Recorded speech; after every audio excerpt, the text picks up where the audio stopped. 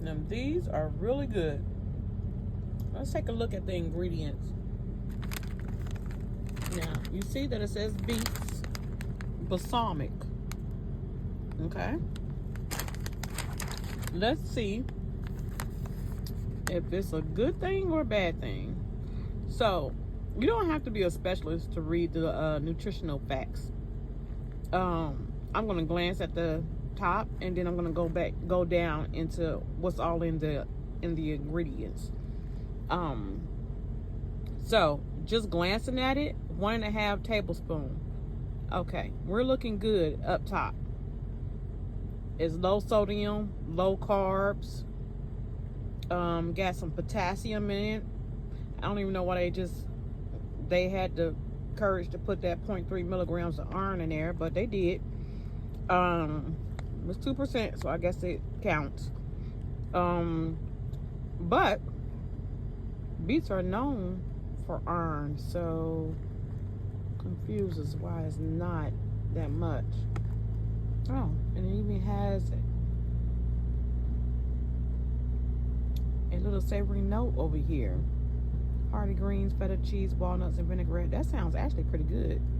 Wrap them up with fresh veggies and add crunch. Okay, so let's take a look at the ingredients. And when we look at the ingredients, I'm not gonna go into a whole bunch of detail, but I say if it's 5 or more things, 7 or more things that on here that you don't know nothing about, okay, that is some word that you can't even associate with, it's probably not a good thing. Okay, more than likely.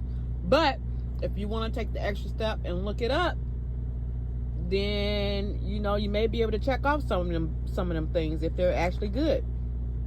So looking at it real quick, I see it got beets in there, enriched flour.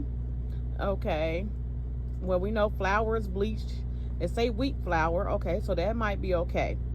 So we're gonna check that out as okay. Reduced iron, thymomornate. I don't even know what that is. Okay, so I'm gonna say that's one on my not so good list. And then the next one, riboflavin, that's 2 on my not so good list. Folic acid, that's 3 on my not so good list. Because acid, like in acid reflux, acid, I don't know, is acid in it? Okay, yeah. So that's 3 on my not so good list. Sunflower and or safflower oil. Well, some people say it's good, some people say they're not good, but we're gonna keep it on the good list just cause. Seasonings. Well, now it's breaking down what type of seasonings. And you see in that first one, that maltodextrin, I don't know what that is, so that's not on the good list. Salt. How much salt did you put in it? So that can go either way. Brown sugar. So 2 different types of sugar, that's not on the good list. White distilled vinegar. Okay, that's good. Beet powder for color. Okay, so you didn't use real beets. Molasses powder. Citric acid. How you pronounce that word? Malic acid. Natural flavors. So even though we're looking at this as it's a good thing, it's not that much of a good thing. But because it's not a lot of calories, not a lot of sodium, it was something that I would keep on my list. And it's good. I probably just wouldn't have it that often. Okay? Because it has several things in there that I don't got time to look up to see if it's good or not. So, but as you keep on going through these ingredients, you'll learn more and more of what's on the bad list and what's on the good list. Okay?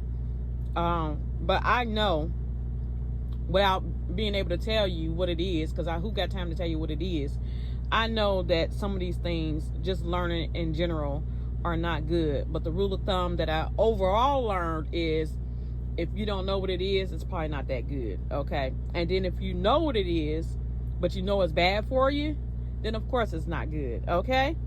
So for example, sugar. We know sugar, what sugar is. Everybody know what sugar is. Okay? But we know sugar is not that good for you when you have too much of it. So it don't tell you how much is in there. But the fact that it got 2 sugars, yeah. And some salt, yeah. But, oh my gosh, if I could find this like in organic maybe, it might be better. Well, we'll see. Stay tuned.